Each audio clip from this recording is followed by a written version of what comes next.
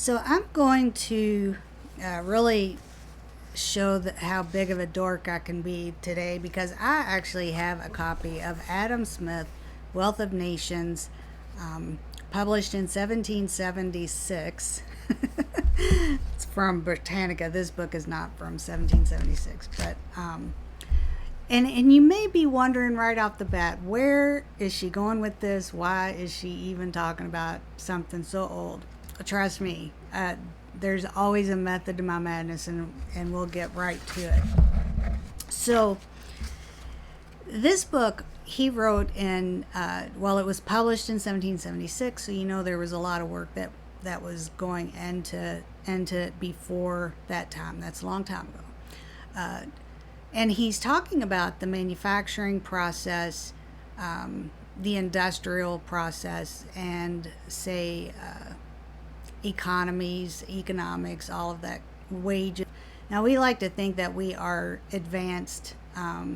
We're an advanced civilization at this point, and we don't really think about those things as much now, maybe. But that's where he focused his attention on this book as far as a global economics type book. Now, the thing is, what I want to bring out to from this is he talks about the division of labor and economies of scale and efficiencies, and he does this pretty much right off the bat. He talks about a pen, with like a straight pen that you would put in fabric, and he talks about how if a craftsman is making that pen from beginning to end, he is only going to be able to make so many a day because he has to do all of these individual tasks.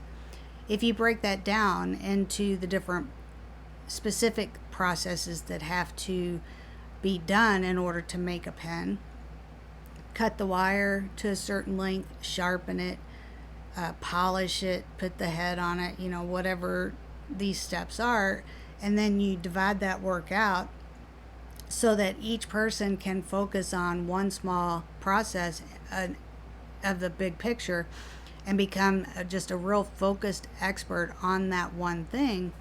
The output from the same number of people is exponentially more. And we're talking maybe from 20 or 40 pens a day to thousands of pens a day. So, I mean, this is really something that they paid attention to. A more recent example would be how Henry Ford revolutionized the automotive industry with the assembly line. That's basically the same process. You break down everything that has to be done, and you put people in positions to be able to focus solely on one aspect of it. And as that flows, you are able to produce far more. Now, how does that relate to us today being productive and having habits that set us up for success? So here's the deal. If you have habits that you know you need to build into your life, you want to build better habits into your life, you want to be more productive, there's something that you feel like you need to do in order to live your best life, whatever that is for you, however you define success. It doesn't matter how anybody else defines it. But if you're struggling, then I would challenge you to do this. Look at what you're trying to accomplish, break it down into smaller, like micro steps, and then focus on how can I make this easy? How can I put these micro steps into my process so that they are repeatable, consistent, and automatic? What you want is to make it so automatic that you don't have to use any brain power to think about it, and you certainly don't want to have to negotiate with yourself to try to talk yourself into doing something when you want to make your life better, whatever that means for you. Our brains are not always agreeable. I mean, we know that. So the question is, how can you make this a repeatable, consistent, automated process? And when I say automated, I'm not necessarily talking about using technology and automating something in that way. What I'm talking about is for example, if you want to drink water in the morning first thing before you drink coffee, then an automated way to automate this might be to set a glass and a jug of water by the coffee pot. When you get up, you go to get your coffee in the morning, there's the glass, there's the water. If you really want to implement this habit into your life, you will drink the water right there. Now, if you have the water in the other room and the glass is on a shelf out of your reach and you have to go through all these shenanigans to try to get it, you're not going to do it. It's going to be harder to do it. So just automate it by making it simple. Whatever processes break down your habits and the things that you want to do or the things that you want to get more done, break it down.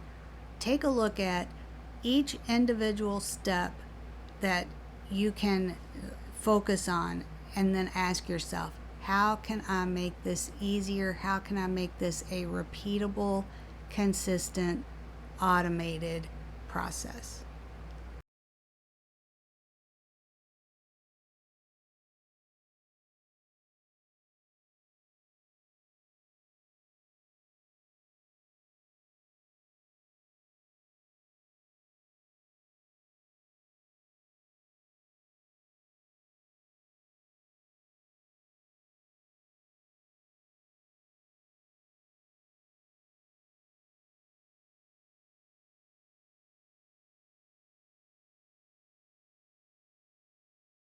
What matters is that you make it second nature, and you make it second nature by breaking it down and putting those processes in place so that it flows and it's automated and it's repeatable and it's consistent. And when you do that, you will see big results from very small changes. Small changes, big results. That's it. Have a good day. Bye.